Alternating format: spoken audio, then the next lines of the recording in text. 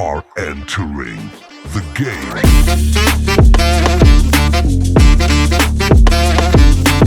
The most loved couple on the internet. Here at the Y-axis. यहाँ reflexes तेज हैं, but patriarchy, sexism और male ego पे attack उससे भी तेज।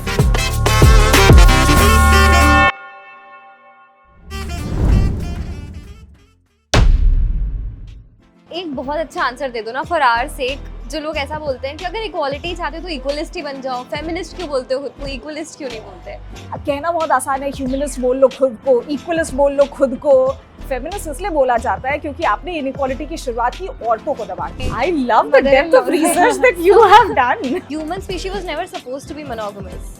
कि by the virtue of evolution ऐसा हुआ कि हमारे बच्चे बहुत जल्दी पैदा होने लगे, राइट? हमारा जो the cost of getting erect was कि ह्यूमंस का ब्रेन बड़ा हो गया एंड हमारे हिप्स छोटे हो गए। By erect she meant bipedalism. हां, बाइपेडलिज्म, खड़े हो गए अपने पैरों पे। मेरा दिमाग ब्लॉक हो गया। लेकिन आप क्या बोले? Javed Akhtar says this, you cannot be like very religious and still be a feminist. Have we become a sex-driven world? Yes, we have. Absolutely. Disgusting. That's very sad. क्या बोले इस पे, मतलब? The extreme sexualization, hypersexualization of us as an entire species is very worrisome. अब ये हम हमेशा बोल देते हैं कि अरे जानवर है क्या जैसे बिहेव करता है, जानवर भी ऐसे बिहेव करता है।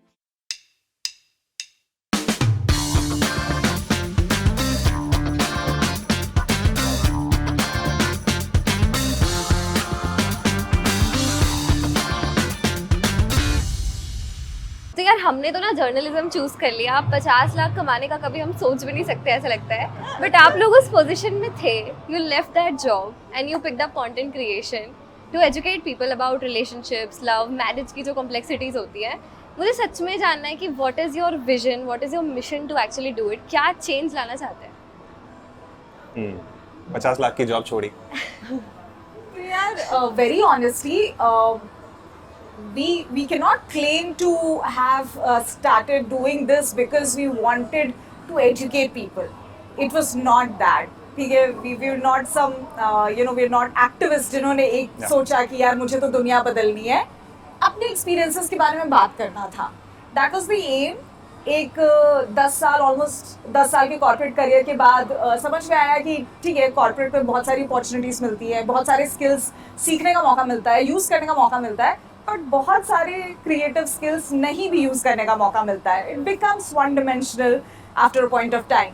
तो and both of us were kind of generalist people जो बचपन में डिबेट करते थे एंड डिस्कशंस करते थे। I was known in my college to be someone जो किसी भी टॉपिक पे बोलना चालू कर सकती है। तो वही था अंदर एक सॉर्ट ऑफ एक अनफुलफिल्ड नीड थी to be able to just talk about topic. The realization dawned upon us that so many people relate to it. They want such topics to be spoken about and talked about, and वहाँ से one thing led to another. कितना important है कि couple ये चीज़ों के बारे में डिस्कस करें। मुझे पता है कि आप लोगों का तो पहला कॉन्वर्सेशन ही सबरीमाला जो मंदिर का Oh my God, how हो गया था। you guys बारे में हुआ है। तो फिर researched very well. It's so crazy कि I feel a lot of couples even today do not discuss their political viewpoints. Yeah. With friends also, मतलब couple तो other stage चला गया, friends also we cannot you are like हम बात भी करें या नहीं, should we even talk about it, because दोस्ती में थोड़ी खलल आ जाती है उसके बाद। And I know कि आप दोनों का थोड़ा जो political viewpoint है वो little different भी है। तो how do you manage that gap? Okay, just to summarize what she said, yes. इसने तो फिर भी कॉन्वर्सेशन स्टार्ट करने के पॉइंट ऑफ व्यू से इसने तो फिर भी इसका मन था सोशल मीडिया पे कुछ करने का। ना तो मेरे अंदर वो एक्टिविज्म था, I will be very honest. मैंने इसके सपनों के पीछे सपोर्ट दिखाने वाला आइडिया था, and then the purpose that you are talking about to talk about good relationships और हेल्दी मैरिजेस, वो सब all of that came with time, us realizing कि just the way we are living a life that is good enough to be spoken about, that is important enough, that is enough to bring about some kind of a change or to give some people hope and confidence. That is a purpose which we later realized. बाकी about your question on Sabarimala, yes I think मेरा भी UPSC just खत्म हुआ था उस time पे मेरा period, और इसका भी इसने कुछ साल पहले किया था, और हम लोग के पॉलिटिकल व्यूज थोड़े तो एटलीस्ट ऑपोजिट साइड से आते थे। मैं थोड़ा राइट ऑफ सेंटर, ये थोड़ा सा लेफ्ट ऑफ सेंटर, थोड़ा सा लेफ्ट ऑफ सेंटर बोले या तुमको एक्सट्रीम लेफ्ट बोले? I was काफी left back then at least. The point is that's what you realise जब तुम किसी इंटेलिजेंट लॉजिकल इंसान से बात करते हो ना, even if you are coming from some opposite sides of the political ideology, a common ground will be established जब आप लॉजिकल बातें करोगे। उसमें से हाँ, मतलब मैंने 5 आर्गुमेंट्स दूंगा, यही 5 आर्गुमेंट्स देगी, 3 पे हम लोग एक्चुअली अग्री करेंगे, राइट? कि right to life, basic fundamental rights, fundamental duties पे। Yes. उसके बाद 1-2 पे आप थोड़ा डिसएग्री करोगे, और वहां पे आपको समझ में आएगा हाँ यार, शायद मैं अपने बायस में जी रहा था, शायद एक दूसरे जेंडर का perspective itself is something which was missing in my life, और उसने वो ऐड किया मेरी लाइफ में। और तब आपको समझ में आता है ठीक है, मतलब if this person comes into my life, और वहीं पे तो ऐसा बिल्कुल हो सकता है कि I get enriched with something which Very true. I have been devoid my entire life. तो पहली कॉन्वर्सेशन में ये मुझे क्लियरली दिखा, और वो इतना बड़ा एडवांटेज होता है, यू नो, कोई एक इक्वल पार्टनर जो तुमने इतनी सारी पढ़ाई की, यूपीएससी के 2 मेंस लिखे, और उसके बाद भी someone is adding value to the answer that probably you could have written, that surprises you in a very positive way. So for me it was a great experience, that first conversation which you're talking about. You were a feminist from the start, या फिर कुछ आके when you met her, and or your opinion about feminism has changed? Because you know what I have seen is people have different concepts related to feminism also. कि Yeah. हमारे लिए feminism ये pseudo feminism है, and some actually hate the term. It's Just the term itself. हाँ Yeah. वही टबू हो गया अभी तो, हाँ. मतलब ऐसे So I'll tell you, yes, that's a good question yaar. I think social media and today's society has successfully won this battle of giving a negative name to feminism. ये जीत गए हैं ये लोग, ये बैटल तो जीत गए हैं। I think it is upon us, you know, to keep talking about the word in a positive way and to keep saying कि नहीं, the word itself is perfectly all right and it's the right thing to do and it's the most logical way of life. हम लोगों ने काफी बार discuss किया है कि कौन होता है फेमिनिस्ट। मुझे लगता है जब हम पैदा होते हैं, I think by birth we have to believe that everyone is just neutral and and feminist. It's only the conditioning and the society and the movies that we see and the people that we talk to, और when we look into our families, अगर patriarchal families में हम लोग रह रहे हैं, तब वो सब ऑब्वियस होने लगता है हमारे लिए कि अरे यार थोड़ा सा एक जेंडर ज्यादा पावरफुल है, एक जेंडर ज्यादा वीक है। तो for me I think I have been born and brought up, मेरे मम्मी डैडी का काफी ज्यादा इक्वल रिलेशनशिप है। मेरी मम्मी काफी एजुकेटेड, पढ़ी लिखी इन हर ओन वे, मतलब वो जॉब नहीं कर रही हैं but in her own way she is very educated, she is very powerful at her home, and तो मैंने बहुत इक्वल रिलेशनशिप देखा है। तो मेरे लिए वो ऑब्वियस था। पर हाँ, जब मैं फिर बाहर गया और फिर अपने दोस्तों के इन्फ्लुएंस में, मूवीज के इन्फ्लुएंस में, यूपीएससी की पढ़ाई के टाइम पे, सोशल मीडिया, इंस्टाग्राम, टिकटॉक, इन सब चीजों पे आई रियलाइज कि यार फेमिनिज्म का एक खराब नाम है and that does leave a small impact on you. कहीं ना कहीं यू स्टार्ट क्वेश्चनिंग कि क्या मैं गलत साइड पर हूँ। और फिर आप अगर if you stay long enough in that, आप न्यूज़पेपर पढ़ो, आप जब रियलिटी देखो तो आपको दिख भी जाता है। आप your logical brain will always take over and remind you कि नहीं यार, feminist, the fundamental core ideas of feminism, there is nothing wrong in it and you should be by default be a feminist. Now when you are saying कि क्या विभूति से मिलने के बाद my ideas of feminism change, absolutely they change, because एक दूसरे gender का जो लिव्ड एक्सपीरियंस है, जो लिव्ड पर्सपेक्टिव है, वो मिसिंग था। I've dated, yes, पर none of those relationships will ever be as important as the relationship I am in right now, right? मैं दिन रात 24 घंटे किसी के साथ जी रहा हूँ, एक एक चीज डिस्कस होती है, उसकी पूरे 30 साल ऑफ हर एक्सपीरियंसेस, वो पब्लिक लाइफ में हो या प्राइवेट लाइफ में हो, उसके मम्मी डैडी के साथ हो, कॉलेज में उसने क्या फेस किया। हम लोग सेम कॉलेज, सिमिलर कॉलेजेस में गए हैं, ये खड़गपुर गई है, मैं कानपुर गया हूँ। उसी कॉलेज में जो जेंडर 90% है और जो जेंडर 10% है, जमीन आसमान का फर्क होता है उन एक्सपीरियंसेस का। उसी बस, उसी ट्रेन, उसी फ्लाइट में जब हम लोग जाते हैं, जमीन आसमान का फर्क होता है। और मैं नहीं समझ सकता, मैं क्यों झूठ बोलूं।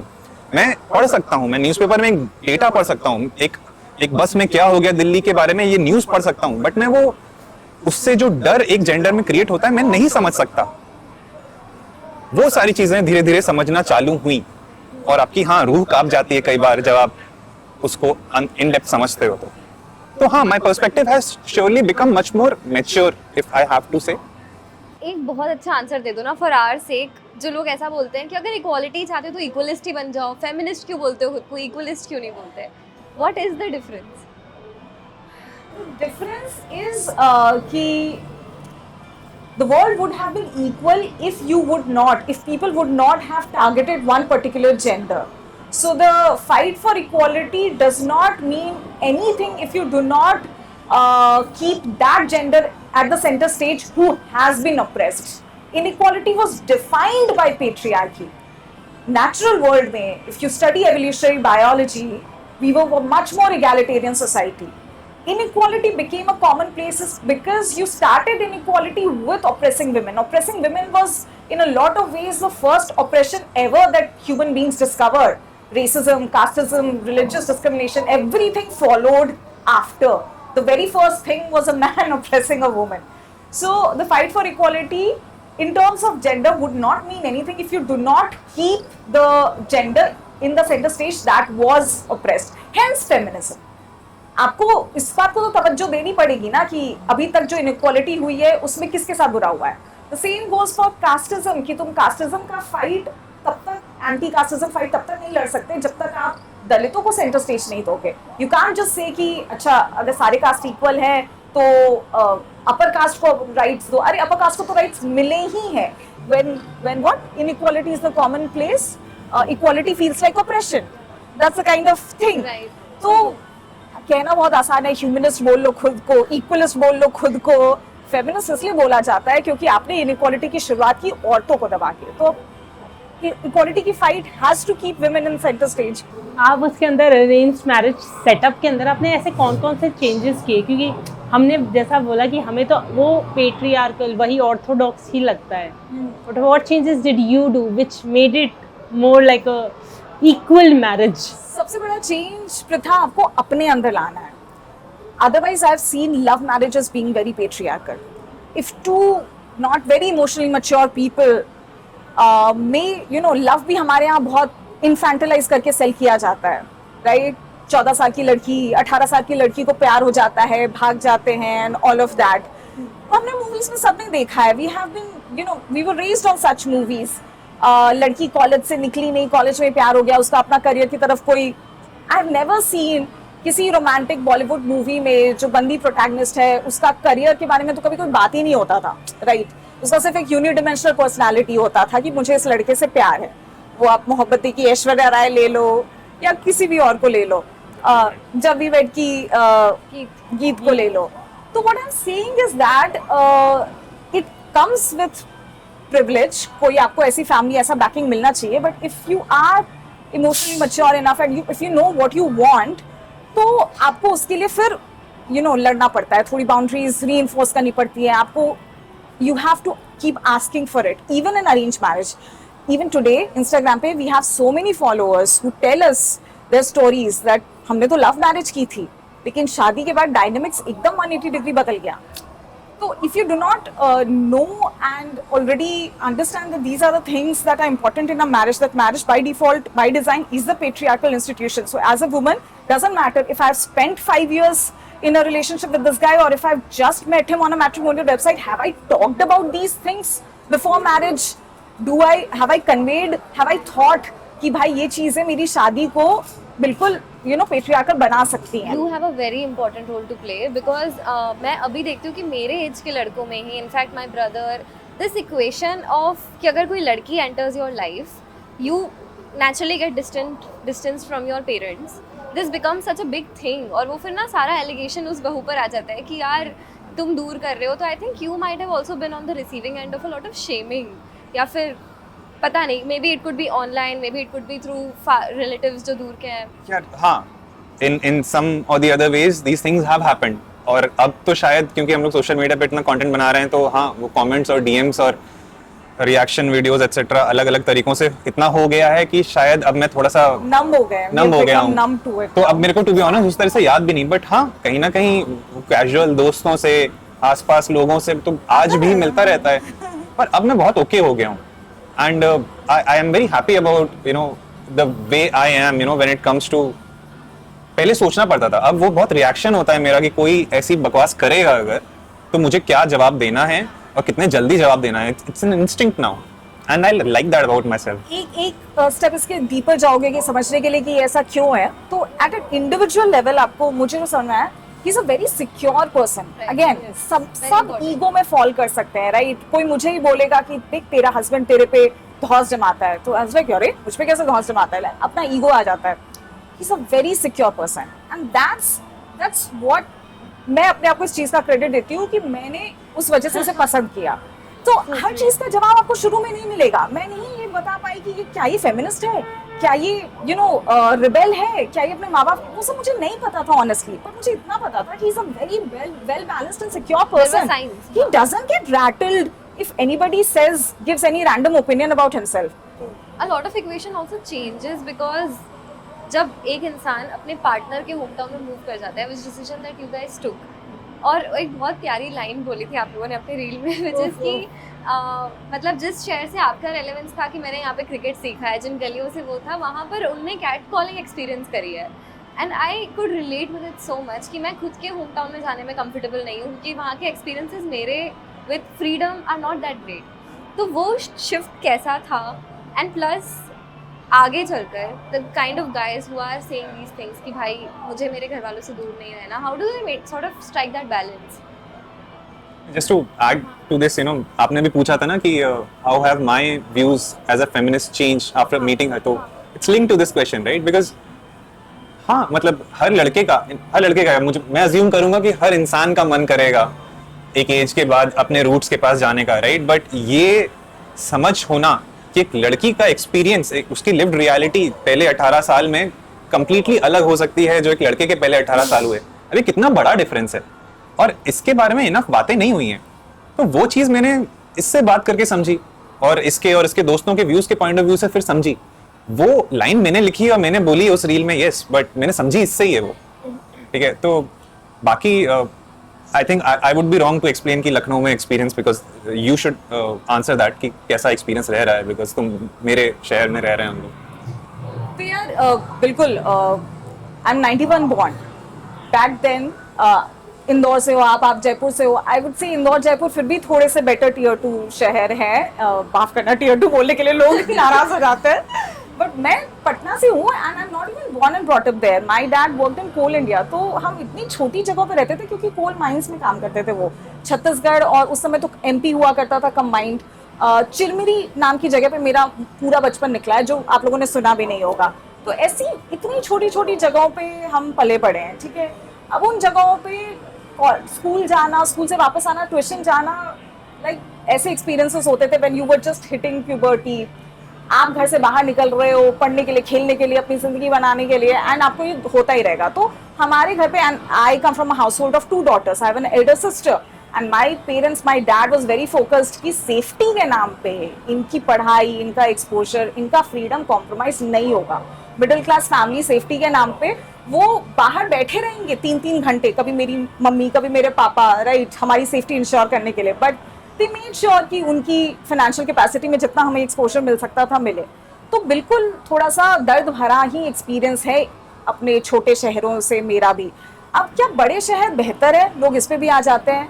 May be not. बड़े शहरों में भी बहुत ये होता है, बड़ा शहर में भी बेहतर थोड़ा तो है भी. Lucknow surprisingly was different. मुझे नहीं पता वो हमेशा से था या कुछ समय में ये डेवलपमेंट हुआ है. Infrastructure wise it got a little better. तो हमने जाके देखा. It was not a force decision. किसी का मेरे ऊपर ये फोर्स नहीं था. मैंने खुद जाके लखनऊ देखा. आई चेक द वाइब्स, मुझे अच्छा लगा, एंड सेफ्टी वाइज थोड़ा बेटर फील हुआ. अब जो नेक्स्ट चैलेंज था वो यही था कि है तो ये मेरा ससुराल. Our in-laws were actually happier because उनके लिए अगेन ये कोई ईगो या फिर सोसाइटी के सामने उसकी बात नहीं है कि मेरे बेटा बहू मेरे साथ क्यों नहीं रह रहे. उनके लिए बहुत प्रैक्टिकल था कि यार हमें जब भी जरूरत पड़ेगी, ये बैंगलोर से शायद उनकी हेल्प नहीं कर पाएगा, सिटी में ही है, बट लखनऊ से तो बहुत हेल्प कर पाएगा. So they were like very happy with our decision of coming back in Lucknow, and they made sure कि मेरे लिए वो ट्रांजिशन इतना आसान हो. यार ये ना ह्यूमन स्पीशीज वाला topic gets me to this one conversation I heard, which is कि एक कोई तो इंसान था जो ब्रेन स्टडी करते हैं, न्यूरोलॉजिस्ट है, एंड शी सेड कि human species was never suppose to be monogamous. And उसके बाद मेरा दिमाग बहुत अलग जा चुका है. हम लाइक कि भाई बट एंटायर सोसाइटी, हमने इंडियन सोसाइटी की अगर बात करें, इट्स स्ट्रक्चर्ड ऑन मोनोगमिटी. मतलब you need to have one partner, you and I feel personally we feel the need to settle down with a person. तो अगर हमारा इनिशियली हमारी स्पीशीज़ का वो जेनेटिक नहीं था, तो फिर अभी क्यों ऐसा डेवलप हुआ है? What change is my curiosity. It's I'll give some commentary, but then I also know that you have a lot of views over this. Like So- I do on most things. Yeah, like you do. So, why just humans? Animals in general, monogamy as a concept does not hold true in the animal kingdom itself, right? कहीं कहीं कुछ कुछ examples हैं, but largely monogamy is not a concept that is valid. इसके बाद about the gender, from a gender point of view, monogamy पे जो views हैं, I think Vibhuti has researched so much about this topic. यार तू बोल. So यार I've started studying patriarchy and origins of it, like academically. तो जितना मुझे समझ में आया है, मैं शॉर्ट आंसर दूँ. मोनोगमी की इजाद ह्यूमन बीइंग्स ने, होमो सेपियंस ने औरतों को ऑप्रेस करने के लिए की है.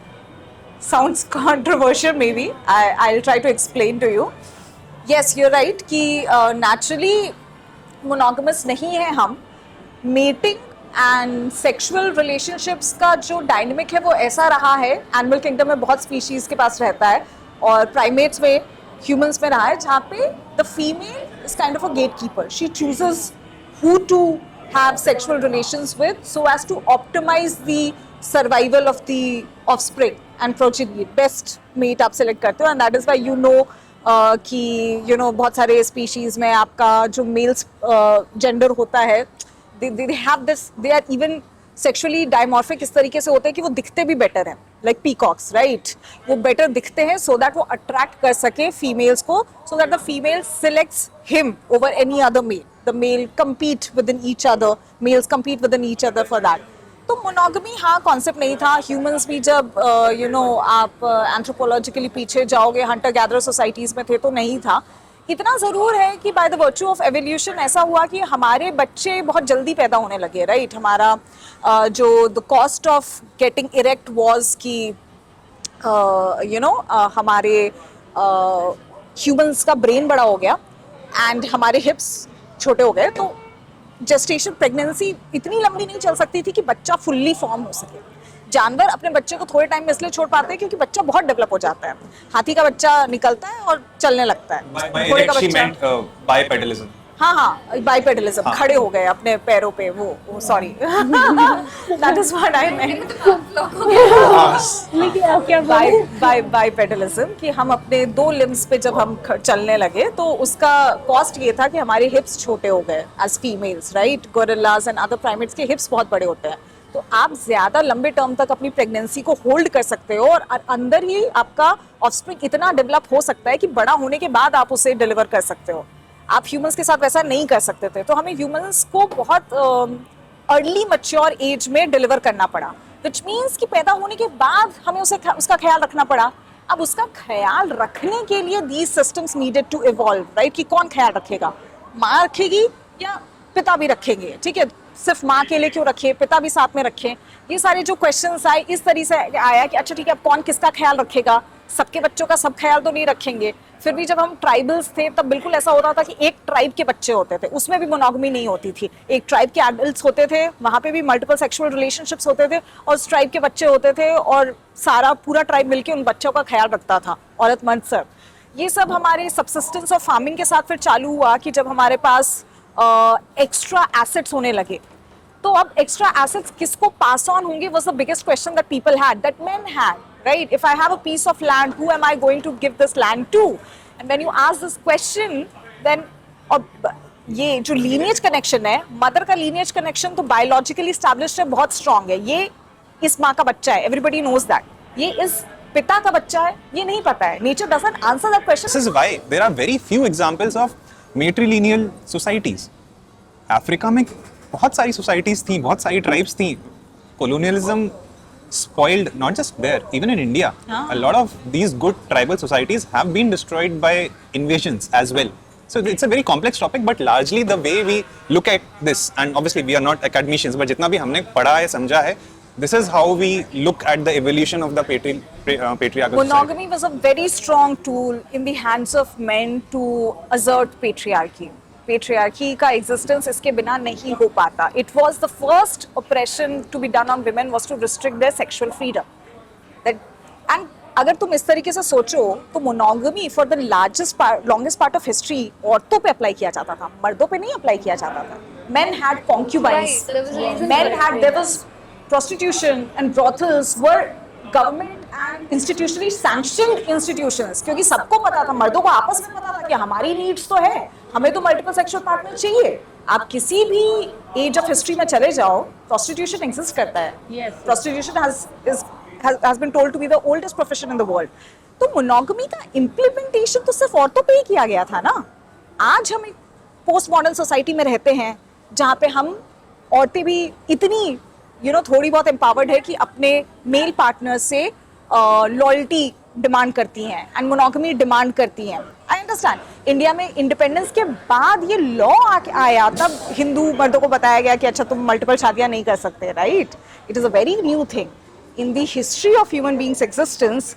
Men having one partner is a very new thing, but women having one partner, women being forced, yes, that started with the advent of patriarchy. It goes hand in hand. But does that mean that women are going against the force of nature to be monogamous? And might be a personal question, but because you have chosen to be monogamous, अब अगर आप एक relationship में हैं, so you commit to that person in every regard. तो is there any, मतलब do you feel any signs from your body या फिर something, क्योंकि अगर foundationally एक इंसान किस तरीके से built है, अगर वो commit भी कर ले, do you think this also ties to cheating, this also ties to anything serious या फिर? हाँ, तो how I'll answer this question, Princey, is that देख, हम continuously evolve हो रहे हैं. ऐसा नहीं है कि हमारा evolution खत्म हो गया, ठीक है. तो कुछ भी इस तरीके का इसको समझना पड़ेगा कि जब भी हम अपने हिस्ट्री में जाके समझने की कोशिश करते हैं कि naturally how humans beings were supposed to interact, natural is a relative term, natural to that environment. Our environment changed and so is our brains wiring changing, right.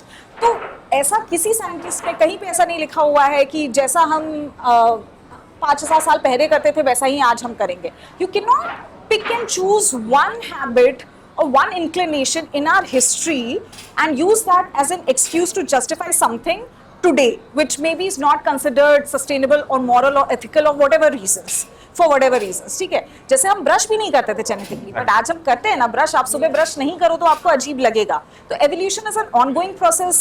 Natural is relative to the environment that you're living in.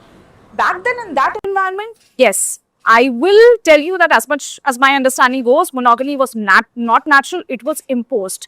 But right now in the environment that we are living in, and that's why the distinction that people make is primal behavior and, a more conscious behavior.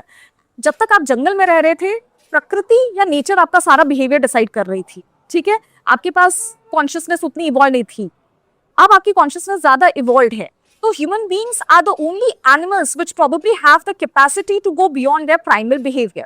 A lot of things were probably coded in us as a primal behavior, right? हम दूसरे tribe को मार देते थे, लेकिन आज हम नहीं कर सकते ना. हम सब वायलेंस को डिनाउंस करते हैं. पहले तो बहुत नेचुरल होता था. होमो सेपियंस इकलौते स्पीशीज भी नहीं थे, राइट. बहुत सारे और हमारे कजन स्पीशीज थे, हमने उनको मारा, व्हाटएवर, उनसे कम्पीट किया रिसोर्सेज के लिए. आज हम वैसे नहीं जीते, एटलीस्ट हम कोशिश तो करते हैं, एम तो करते हैं वैसे नहीं जीने का.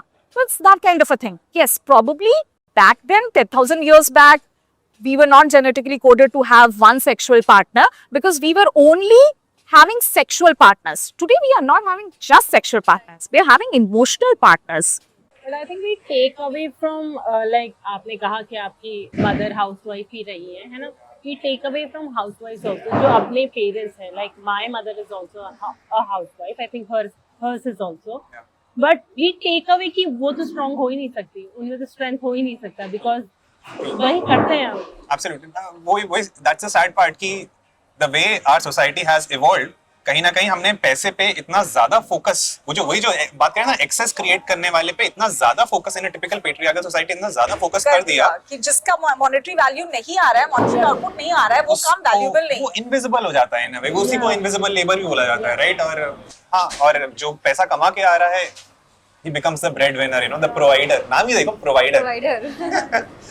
So yeah, that's the sad part. As feminists, what do you think of male right activists?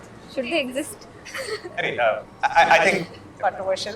I think everyone should exist from that point of view. I think, see, I fundamentally, मैं चाहे जो कुछ भी बोलूं, I am a free speech advocate, I always will be, ठीक है। मुझे decent भी इसी पॉइंट ऑफ व्यू से अच्छी लगती है। I do know that some people have made videos against us as well, and Instagram पे हमारे against बोला भी है। as a fundamental principle, I would like to give space to that as well, because मुझे लगता है representation of, if I believe that there is something wrong, उसका representation भी जरूरी है, because जब representation होगा तभी आप उसके लॉजिक को भी कट कर पाओगे। उसका representation ही नहीं होगा और वो लोग चुप बैठे रहेंगे, बट एग्जिस्ट कर रहे हैं और चुप बैठे रहे हैं, that is even more dangerous. फिर एक दिन जब वो लॉजिक सामने आता है तो सब उसके पीछे हर्ट बना लेते हैं। हमेशा से वो एग्जिस्ट करे, हमेशा से लॉजिकली उसका काउंटर हो, तो कोई भी लॉजिक आपको इतना नया लगेगा। हेल्दी फ्री स्पीच से काउंटर हो, that is always a better strategy than वो साइलोज में रहें और बाद में पता चले कि वो ऐसे सीक्रेट ग्रुप्स बना रखे हैं जहां पे you would have heard like वो अपनी फैमिलीज में औरतों को कैसे सेक्सुअली असॉल्ट करना है, ये सब चीजें डिस्कस हो रही होती हैं सीक्रेट प्लेटफॉर्म्स पे।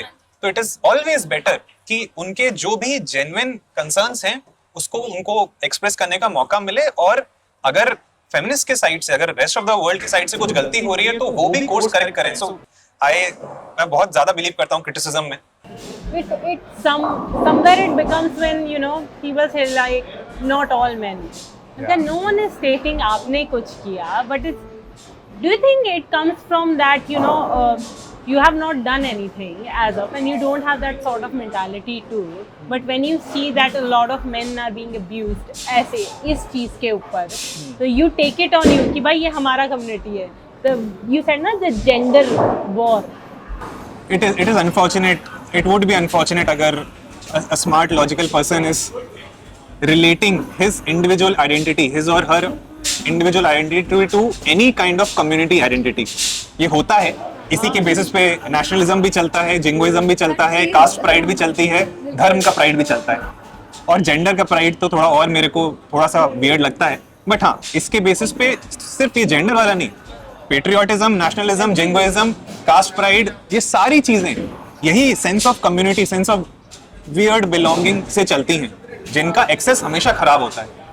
तो I personally don't feel that way, और मुझे लगता है काफी लोग फील नहीं करते। I think not all men has been countered in a very good way. वही जो एग्जांपल देते हैं कि यार 10 अंडे हैं, आपको पता है कि एक अंडा खराब है, तो आपको डर तो लगेगा वो अंडा खाने में, मतलब कोई भी रैंडम अंडा खाने में। That logic has been given. I really want to mention जो कि नहीं आता है, while this is a perfectly fine argument कि अगर एक अंडा भी खराब है तो डर तो लगेगा ही। The point is एक अंडा नहीं खराब है, probably 10 में से 7 अंडे खराब हैं। That is a fact, हम उसे इग्नोर नहीं कर सकते। आप कहाँ, अभी मैंने लास्ट पॉडकास्ट में भी बोला, इंदौर या ग्वालियर कहाँ पे हुआ है कि दीवार पे ग्राफिटी है औरत के शरीर में, जिसके उस ग्राफिटी में जिसमें कोई फेस नहीं है, सिर्फ औरत का शरीर है, वो योगा के पोस्चर्स दिखा रहे हैं, उसे डिफेस कर दिया गया है उसके प्राइवेट पार्ट्स को। तो इतने सारे सीरीज में थे वो। तो अगर हर औरत बोल रही है, एक बार को मानो, humour me, just believe that if every woman is saying that she has been sexually harassed in some और the other way and the intensity and gravity varies, तो एक ही बंदा तो नहीं है ना जो जा के सबको हरास कर रहा है। इट्स नॉट वन पर्सन ना, जो एक दिन भिलाई स्टेशन पे मुझे भी हरास कर गया और दूसरे दिन जयपुर बस स्टॉप पे आपको भी हरास कर गया और तीसरे दिन दिल्ली में जाके उसने किसी को कैट कॉलिंग कर दी। It is a lot of men who are doing this and we as a society have made our men like that, कि एक एवरेज मर्द जो कि हाँ, he is not an evil person. In fact I don't like जब कुछ लोग ऐसा बोल देते हैं कि नहीं ये कुछ मॉन्स्टर्स ही होते हैं जो ऐसा काम करते हैं। नहीं, अगर मॉन्स्टर्स होते और ऐसा काम करते तो उनका तो अकरेंस कम होगा। अ सीरियल किलर और अ सीरियल सेक्सुअल असॉल्टर जो घर में बैठ के प्लानिंग ही कर रहा है, उसको तो रोकना फिर भी आसान है, राइट? वो कम होगी उसकी अकरेंस। द पॉइंट इज आप तो भेड़-चाल की तरह करने लगे। It is a natural reaction of a group of teenage और young adolescent young men standing on road कि आप लड़की को परेशान करोगे ही, सिर्फ देख के ही परेशान कर लोगे। कोई देखेगा, कोई सीटी बजाएगा, कोई कुछ बोलेगा, कोई, और धीरे धीरे आपकी हिम्मत बिल्ड होते जाती है। अगर आपको किसी का कॉन्सिक्वेंस फेस करने को नहीं मिला तो आप कुछ और कर दोगे। Have we become a sex-driven world? Yes, we have. And that's Absolutely. disgusting. That's very sad. क्या बोलें इस पे, मतलब The extreme sexualization, hypersexualization of us as an entire species is very worrisome. अब ये हम हमेशा बोल देते हैं कि अरे जानवर है क्या जो ऐसे बिहेव करता है। जानवर भी ऐसे बिहेव नहीं करते हैं। जानवर को कॉन्सेप्ट नहीं है किसी को टॉर्चर करने का। जानवर सेक्स करना चाहता है प्रोजेनी के लिए, ऑफस्प्रिंग के लिए, वो फिर भी समझ में आता है। और जैसे कि हमने बात की, बाकी जानवरों की तरह हम में भी प्राइमल टेंडेंसीज है, बट हम अपनी प्राइमल टेंडेंसी के बहुत पास्ट आ चुके हैं, तभी हमको बुद्ध मिले, right? We have had such human being, such man, जो उन्होंने अपनी सारी, अगर आप हिंदू फिलॉसफी पढ़ोगे, वेदांत, अद्वैत वेदांत की, तो उसमें बहुत क्लियर डिस्टिंक्शन होता है प्रकृति और चेतना का। प्रकृति इज नेचर, चेतना is consciousness. It clearly says that the source of suffering for human beings is that we, our evolution, by the virtue of our evolution, हम उस लेवल पे पहुंच गए हैं जहां हम अपनी प्रकृति को क्वेश्चन कर पाते हैं। जानवर अपनी प्रकृति को क्वेश्चन भी नहीं करता। तो और हमारी रिस्पॉन्सिबिलिटी है, अगर हम उस सफरिंग को एलिविएट करना चाहते हैं, जो बुद्ध ने काफ़ी हद तक किया, कि अपनी प्रकृति से निजात पाओ, go beyond your nature, go beyond your primal drives. तो इट इज़ नॉट, अगर इतना सेक्स करना हमारा प्राइमल ड्राइव होता ना, तो भी as humans we would have that responsibility to go beyond that. I am saying इतना सेक्स करना, इतना सेक्स को लेके परेशान रहना, कर तो कोई नहीं रहा, इतना सेक्स को लेके हमेशा सोचते रहना, ये किसी जानवर की भी टेंडेंसी नहीं, ये सिर्फ और सिर्फ हमारी है। और इसमें एक तरीके का ग्रीड है, एक हॉलोनेस है अंदर, जो हम फुलफिल करने के लिए, हमें कुछ जब समझ में नहीं आता तो हम सिर्फ सेक्स पे आ जाते हैं। मुझे लगता है काफी हद तक कैपिटलिज्म और कंज्यूमरिज्म ने उसको बढ़ाया है। क्या कोरिलेशन है? अरे ads, something as simple as over consumption करवाने के लिए आपको आपके सेक्स ड्राइव को स्टिमुलेट किया जाता है। क्या लेना देना है मीठी बेवरेज का, किसी कैटरीना कैफ के लिप्स पे परफ्यूम, क्या लेना देना है? कोई लेना देना नहीं है। इट्स ऑलवेज गाड़ी का क्या लेना देना है? आपके सेक्सुअल सेंटर को ही टारगेट किया जा रहा है, अपील किया जा रहा है, एंड मेन के सेक्सुअल सेंटर को अपील किया जा रहा है, जिसमें वुमेन को एज ऑब्जेक्ट बना के पड़ोस दिया जा रहा है। ये भी नहीं हो रहा कि वुमेन के सेक्सुअल सेंटर को अपील किया जा रहा है। That is the kind of matrix that we have landed up in, and I think it is very worrisome for us. How's your relation with religion? Well, you cannot be, because Javed Akhtar says this, you cannot be like very religious and still be a feminist. Yeah, I understand. I was never religious. I was the one जिसने बहुत rebel किया है religion के against. मेरी माँ, although an empowered woman in her own right, की उनकी माँ ने उन्हें पढ़ाया लिखाया उस ज़माने में, she was also trained to do the regular things. वो अपना 1 घंटा लेके पूजा करती थी, and she did not want to be disturbed then. वो उस पे मंत्र चैंटिंग और सब कुछ होता था, तो मैंने हमेशा सुनते हुए मैं बड़ी हुई हूँ। I have not been a stranger to this, but I have always rebelled. क्यों करना है ये फास्ट, क्यों करना है वो फास्ट, क्यों करना है? My father was bit of an atheist sort of. He मतलब डॉगमा उन्हें पसंद नहीं आता था, साइंटिफिक टेम्परामेंट था, तो वो उस वजह से क्वेश्चन करते थे। तो मैं और पापा गैंग अप कर लेते थे हमेशा। और फिर जब मुझे धीरे धीरे मिसोजिनिस्टिक एंगल्स पता चले रिलीजन के, पहले तो वो पता नहीं होते थे, तो और ये हो गया। तो I have always been that person. I think over time and specially after getting married to Vipin, मेरा definition of religion has expanded. I don't even want, to the extent that I don't even want to use the term religion to talk about what I have started finding logic and some faith in. मैं धर्म शब्द का use करना चाहूँगी. I think religion is also not a very direct synonym. It's not very synonymous with धर्म. धर्म का मतलब होता है duty. Duty would be a more direct translation of धर्म. Religion मजहब होता है शायद more organized. एक कम्युनिटी लेवल पे रिलीजन लार्जली होता है. धर्म मुझे लगता है एक इंडिविजुअल लेवल पे ज्यादा लेवल पे होता है, लेवल पे ज्यादा ट्रू होता है. तो लाइफ ऐसी हुई, तो जब तक आप ये ऑर्गेनाइज्ड रिलीजन की बात करोगे, आई डोंट थिंक मेरे अंदर बहुत कुछ है उसके लिए. त्योहारों को हाईजैक ज़रूर कर रखा है रिलीजन ने. अब त्योहारों के साथ हम सबका रिश्ता होता है क्योंकि हमारी मेमोरीज होती हैं.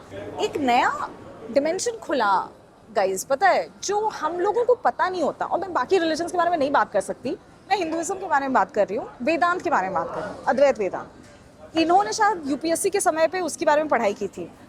ये एक फिलॉसफी है, एक डोमेन ऑफ फिलॉसफी है. अब philosophy has always been interesting to us. हमने वेस्टर्न फिलॉसफी भी काफ़ी पढ़ा यूपीएससी के ही प्रिपरेशन के दौरान में. बीच में लाइफ में बहुत सारी ऐसी चीज़ें हुई, जैसे I lost my dad at the age of 24. He meant so much to me. तो उनका that grief stayed with me. In any case, dealing with personal grief is dealing with loss of a parent is a lot. And I think मेरी identity का बहुत important part मेरे father थे, क्योंकि whatever जो भी आज मैं फेमिनिस्ट हूँ, whatever empowered हूँ, वो उन्हीं इसकी वजह से आया है, nobody else, right? तो my struggle for relief with grief made me very व्याकुल अंदर से. एक पीस, एक कामनेस की कमी थी लाइफ में. ऐसे सवाल आ रहे थे मन में कि क्यों, क्या, मतलब बहुत ऐसे शायद टिपिकल साउंड करेगा, बट गौतम बुद्ध की स्टोरी सुनी होगी, सिद्धार्थ, राइट? उनको बचा के रखा उनके पिता ने हर चीज़ से, बट वो रास्ते पे निकले और किसी की बीमारी देख ली एंड उनको दिमाग में आया कि क्या जीवन है कि इसमें इतना स्ट्रगल है. किसी का अर्थी जाते हुए देख लिया तो उनके दिमाग में सवाल आया. मैं कहीं से भी अपने आप को उस लेवल पे पुट करने की कोशिश नहीं कर रही हूँ, बट जब मैंने अपनी पर्सनल लाइफ में इतना बड़ा लॉस देखा तो मैंने भी इन सवालों के किसी ना किसी वर्जन से स्ट्रगल किया कि मुझे इतना क्यों चुभ रहा है. डेथ एक रियलिटी है, वो होनी है, बट मैं क्यों नहीं ओवरकम कर पा रही. मेरा कुछ 10 साल का पीरियड रहा जब मैंने सिर्फ इसके साथ स्ट्रगल किया. उसका इम्पैक्ट मेरी पर्सनल लाइफ में अलग अलग तरीके से दिखा. आप उस वैक्यूम को फिल करने की कोशिश करते हो गलत तरीके से और बहुत कुछ. तो ऐसे सवाल उठने लगे. काम के साथ, एम्बिशन के साथ मेरा हमेशा स्ट्रगल रहा है कि जब तक मुझे पॉजिटिव रिजल्ट आ रहा है तब तक मैं बहुत मोटिवेटेड रहूँगी काम करने को.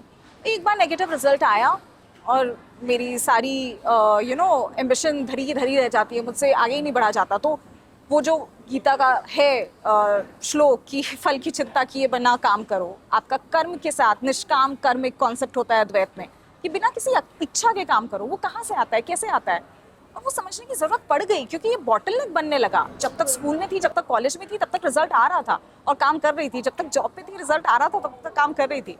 लेकिन फिर कंटेंट नहीं चल रहे आपके लिए, बार बार नहीं चल रहे, क्या करोगे? जॉब छोड़ के बैठ गए हो तो कहाँ से वो मोटिवेशन आएगा? We have talked about it so much. तो जब मैं इन सवालों के साथ स्ट्रगल करती थी और इसने मुझे देखा तो उसने मुझे इंट्रोड्यूस कराया अद्वैत वेदांत की फिलॉसफी से, और उसके बारे में मैंने पढ़ना चालू किया कि व्हाट डज इट मीन, वो सफरिंग कहाँ से आती है, कैसे एक डिटैचमेंट, हेल्दी डिटैचमेंट दुनिया की हर चीज़ से बहुत ज़रूरी होता है ताकि आप अपने इमोशंस पे इतने ना बह जाओ कि हमेशा सफ़र करते रहो. तो वो समझा और उससे मुझे बहुत सारे आंसर्स मिले. एंड मुझे ये भी समझ में आया कि ओरिजिनली आई थिंक हिंदुइज्म का बहुत बड़ा पार्ट यही सब था. It was not so much वैसा रिलीजन जो डिक्टेट करता था, रिचुअलिस्टिक रिलीजन जो डिक्टेट करता था कि ये करो, वो करो, ऐसे करो, पूजा वैसे करो. फिलॉसफी था. तो अगर आप मुझसे आज धर्म के साथ रिश्ता पूछोगे तो मैं उस धर्म को दिमाग में रख के बताऊंगी कि मेरा उसके साथ एक हेल्पफुल और अच्छा रिश्ता है जो मुझे एक बेटर ज़िंदगी जीने में हेल्प करता है. उसका कैसे डाउनग्रेडेशन हुआ, मिसइंटरप्रिटेशन हुआ, कुछ लोगों के हाथ में पावर आई और उसको कैसे रिचुअलिस्टिक रिलीजन में कन्वर्ट कर दिया गया, वो भी मुझे पता है. I acknowledge that. और उस रिचुअलिस्टिक रिलीजन को यूज़ करके मिसोजिनी प्रमोट की गई, पेट्रियार्की प्रमोट की गई, कास्टिज्म प्रमोट किया गया. I will always acknowledge it and I don't want to sound like उसको मैं किसी भी तरीके से सपोर्ट कर रही हूँ या कंडोन कर रही हूँ. That needs to be called out. और वहीं से B.R. अम्बेडकर का पूरा आता है कि आप रिजेक्ट ही कर दो हिंदुइज्म को. उन्होंने बुद्धिज़्म की तरफ जाने का एक मार्ग बताया. तो बुद्धिज़्म के भी आप टेनेट समझोगे तो वो वही फिलॉसफी की बात करते हैं जो अद्वैत करता है. काफ़ी हद तक उनमें सिमिलैरिटीज़ है. तो मुझे उसमें एक रिस्पाइट मिला है, रिलीफ मिला है. तो मुझे लगता है कि अगर वो राइटफुल डेफिनेशन ऑफ धर्म था तो एटलीस्ट एक कोशिश करनी चाहिए लोगों को बताने की. एंड उसी में क्योंकि मुझे लगता है द स्ट्रॉन्गेस्ट आंसर भी है अगेंस्ट एनी डिस्क्रिमिनेशन जो धर्म के नाम पे ही प्रमोट किया जाता है. मुझे लगता है the strongest logic lies there. तो that But is you the, need to do your study. definitely, and it's not easy to understand. It's not easy to understand. Everything else is very easy. किसी का ये समझना कि सुबह उठ के यहाँ अर्घ दे दो और इस समय में ये पूजा कर लो बहुत आसान है. बट आप वेदांत पढ़ोगे, आप गीता पढ़ोगे तो आपको ऐसे आंसर्स नहीं मिलते कि ये कर लो और सब सॉल्व हो जाएगा. It always appeals to your consciousness. क्या है, ऊपर से you are going very deep in religion and I think वैसे ही समझना चाहिए टू गेट एन अंडरस्टैंडिंग कि आपका रिलेशन विद गॉड और विद स्पिरिचुअलिटी क्या है. But when we see on the surface level, अगर आप वो भी even if you are singing the praying to Ganesha, lord Ganesha, and you say कि बांधन को पुत्र दे दे, यू गो लाइक कि बचपन से वही सिखाया है ना, हम बोलते हैं सब वही बोलते हैं, कभी किसी ने क्वेश्चन नहीं किया, ये पुत्र ही दे दे। क्वेश्चन नहीं किया और वही रिलेशनशिप हमारा रहा भी, इसलिए इसीलिए हम लोग हर शायद religious सोचने नहीं वाली है। लड़की को हमेशा ये आता है कि मैं उस रिलीजन को कैसे अपनाऊं जो मेरे ही जेंडर को कमतर बताने की कोशिश करता है, और वहाँ पे जावेद अख्तर साहब बिल्कुल सही है, बिल्कुल मत अपनाओ उस रिलीजन, उसे डिनाउंस करो, उसे क्वेश्चन क्वेश्चन करो। करो, you should have right to question your religion. सब उसी से डर जाते हैं। करना चाहिए बिल्कुल, और उससे फिर ऊपर उठ के जब आप वो क्वेश्चन कर दोगे और उसे छोड़ दोगे, और जब और बड़े सवाल आपकी जिंदगी में पर्सनल स्ट्रगल के आएंगे, और तब आप उस खोज में अगर अद्वैत या गीता के सही मीनिंग तक पहुंच पाओगे, तो आपको समझ में आएगा कि वो इतना प्रोफाउंड है कि उसके सामने ये चीज़ें तो बहुत ही छोटी लगती हैं। It is such a sad thing कि most of the society is only involved in this part. Yeah very heavy topic. But हम लोगों ने actually we did a little something because of course ये टॉपिक ही ऐसा है, इसके बारे में हमारी बहुत क्यूरियोसिटीज खुद से भी थी, but we went to a random park and we talk to a lot of young people कि प्यार को लेकर, रिलेशनशिप को लेकर आप लोगों के क्या सवाल हैं that we can actually question here. And एक कॉमन, सब हमारी एज ग्रुप के ही बच्चे थे, एंड एक कॉमन कंसिस्टेंसी रही इस चीज़ में कि अब नहीं मिलता वो प्यार। तो मतलब अब एंड सब कह रहे हैं कि ओल्ड स्कूल है, हम तो ओल्ड स्कूल है, मैंने बोला सब ओल्ड स्कूल है। अब की जनरेशन का ये प्रॉब्लम है, you all are part of that generation, बोले अब की जनरेशन का है। From a lot of counselling that you done, या फिर आप जो यंगर लोगों से अगर बात करते हैं तो क्या दिखता है जेन ज़ी डेटिंग कैसी है, like what are things you do not like, what are things you really appreciate? I think I would like to stay away from commenting on the entire generation because I think I'll be thinking too much of myself to comment on. As an individual, it's But very from the difficult. observations you've made, ठीक है, so if I have to pick कि क्या probably fundamental challenge है, तो trust me, I mean that's the same challenge जिसके चक्कर में millennials या boomers की शादियाँ भी अच्छी नहीं चल रही। सो प्रॉब्लम्स फंडामेंटल लेवल पे चेंज नहीं हुई हैं, ठीक है।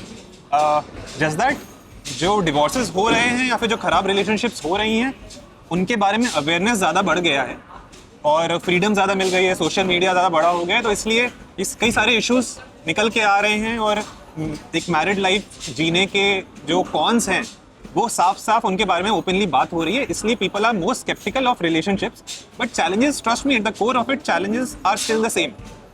And the biggest challenge is that as an individual and as all of us individuals, we have not invested enough to know about ourselves. And वहीं से सारी problems start होती हैं।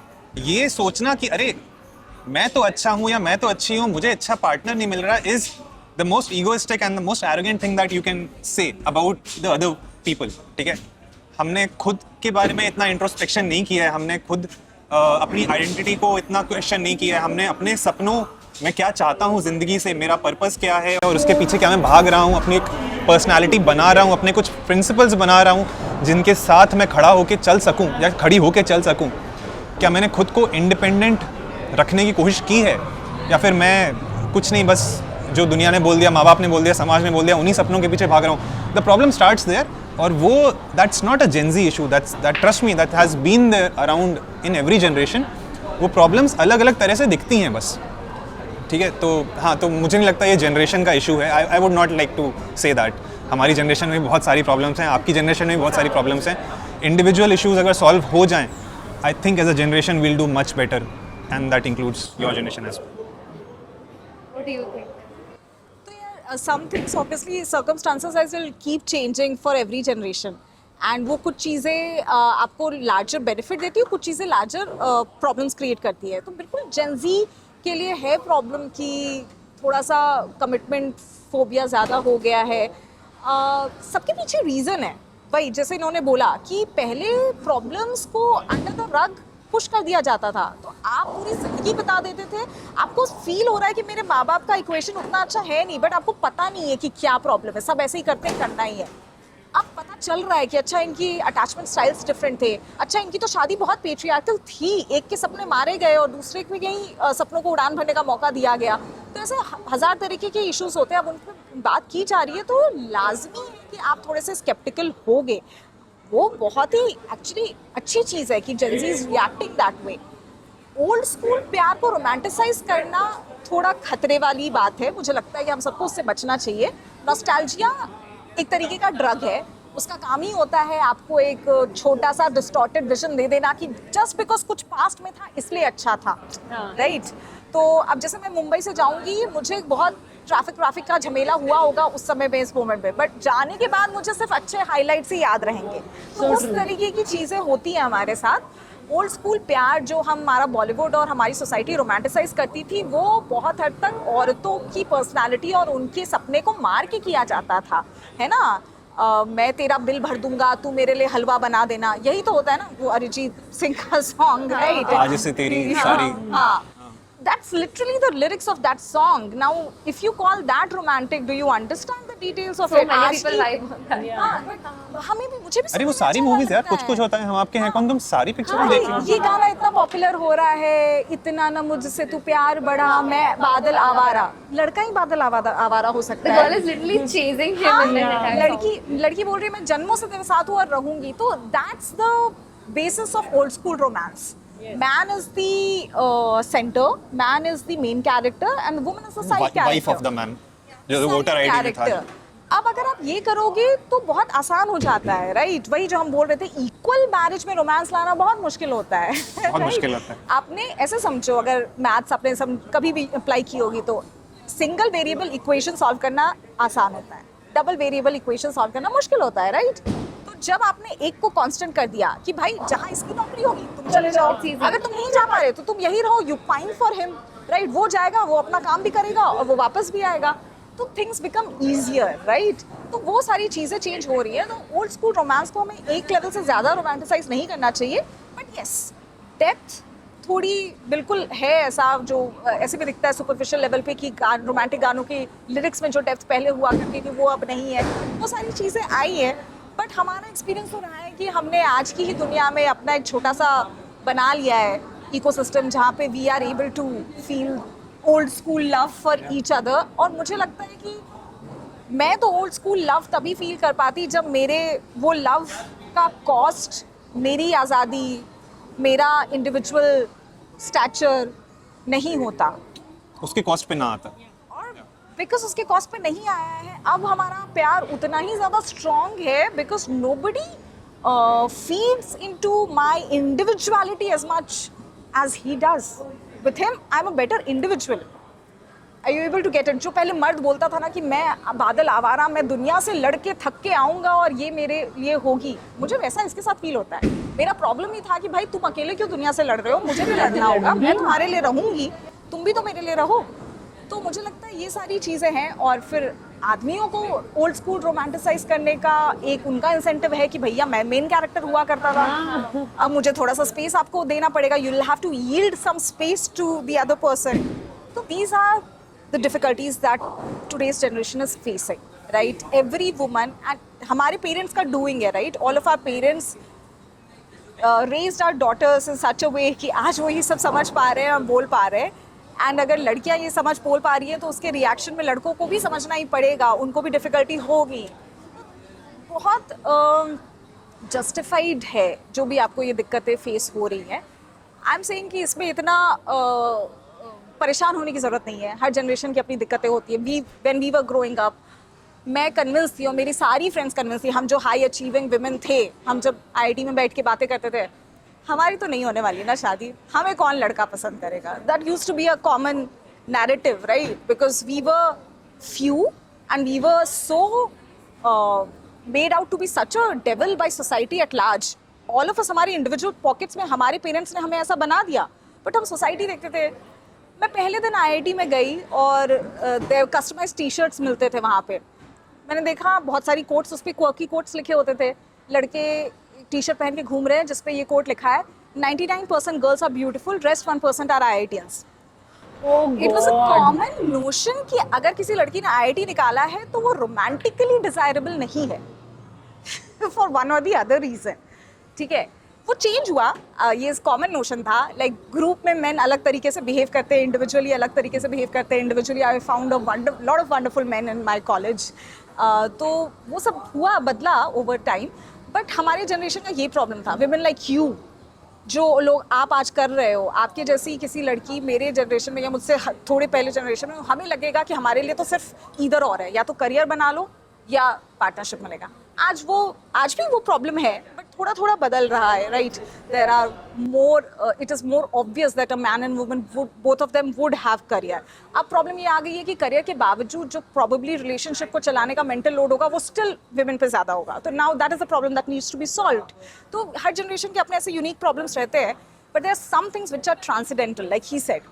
वो जनरेशन और समय के साथ चेंज नहीं होता, विच इज़ कि आपको एक लेवल का सेल्फ अवेयरनेस होना पड़ेगा, एक certain level of at ease और कामनेस आना पड़ेगा. जब तक आप प्यार को डेस्परेटली चेज करते रहोगे तब तक शायद आपको वो नहीं मिलेगा, right? You have to be comfortable in your skin, you have to know what you want, you have to be able to take that chance कि जब तक मुझे वो नहीं मिलेगा मैं कॉम्प्रोमाइज़ नहीं करूँगा या नहीं करूँगी. That is when you find the best kind of partnerships. Because empowering statements for women are also like that only कि क्यों नहीं कर सकती लड़की, दोनों चीजें क्यों नहीं कर सकती. अरे लड़की को भी बोलो दोनों चीजें क्यों नहीं कर सकता. The empowering statements are like that only. हाँ, बिल्कुल सही. ये बहुत इंपॉर्टेंट बात बोला प्रथा आपने कि पेट्रियार्की इतना ओमनी प्रेजेंट है that with in that domain जो छोटे छोटे एम्पावरिंग के स्ट्रक्चर्स भी बने ना, वो पेट्रियार्की को एक अल्टीमेट सच मान के बने. अच्छा, आदमी तो घर का काम नहीं करेगा, बट हम औरत को इतना सशक्त बना देंगे कि वो घर और बाहर दोनों का काम करे. Exactly. It takes a certain more level of courage and probably disruption to question the status quo and premise itself, right? The game was defined. और आप रूल्स थोड़ी बहुत चेंज करने की बात कर रहे हो. बात होनी चाहिए गेम ही बदलने की. ये गेम ही नहीं खेलना है. The game also that you have to change is कि यार प्यार और रोमांस पे इतना ज़्यादा, again even sexuality, इस पे इतना ज़्यादा फोकस, उसको हमें डिसेंटर करना होगा. इंडिविजुअलिज्म पे, एक इंसान की तरह, एक लड़का हो या लड़की, और कम्युनिटी लिविंग पे, राइट? हाँ. In a way going back to the tribal sort of living which comes. आज वैसे नहीं दिखेगा कि आप एक कम्यून में रह रहे हो, वैसा भी कर सकते हो अगर आप चाहो तो, but having a thriving set of friends. हुआ क्या कि पहले हमने शादी को इतना प्रमोट कर दिया कि भैया लड़के की शादी हुई, लड़का अपने दोस्तों को छोड़ दे, लड़की की शादी हुई फिर तो अपने परिवार को ही छोड़ दे, दोस्त तो बहुत दूर की चीज़ है. तो we also kind of monogamy और पेट्रियार्की के चक्कर में हमने हेट्रोसेक्सुअल शादी को प्राइम रिलेशनशिप बना दिया, जिसके लिए बाकी रिलेशनशिप्स कहीं ना कहीं कॉम्प्रोमाइज और सैक्रिफाइस होने लगे. तो आई थिंक वो भी चेंज करना चाहिए. And I see women doing that today. They take their female friendships very seriously, right? It is not such an easy thing कि भैया romantic relationship के लिए सब छोड़ छाड़ के चले गए. That is what rom-coms have been telling us, right? तू छोड़ दोस्ती, तू जा उसके पीछे, यहाँ से वहाँ. तो I think वो सारी चीज़ें जब change होंगी and we'll become more, fulfilled as individuals through other relationships as well, then I think you are in the best state to also attract and have the right kind of romantic partnership. It's almost like जब आप starve कर रहे हो तो आप most healthiest choice of eating नहीं लोगे, right? अब starve कर रहे हो तो आप chips भी खा लोगे, आप fries भी खा लोगे. It is only when you are actually leading a healthy life that is when you'll make the right decision कि अच्छा ठीक है, खाना तो मैं यही खाऊंगी, उससे कम नहीं. That kind of a thing. I really feel जो बातें आप कर रहे हो आपके कंटेंट में बहुत दिक्कत आती है कि what you're trying to achieve with that. So thank you so much. Genuinely thank you so much. This has been one of our longest conversations as well. It was so great. I think it was great for us as well. Thank you so much. Yeah, you man. guys enjoyed. मजा आया, बहुत Taking मजा notes आया. literally to go पे. बहुत मजा आया. Very well researched and the questions that you guys asked were. I do not get a chance to have such deep conversations with a lot of people. ये बातें हम लोगों ने अभी तक आपस में ही की हैं. Oh, yes. हाँ.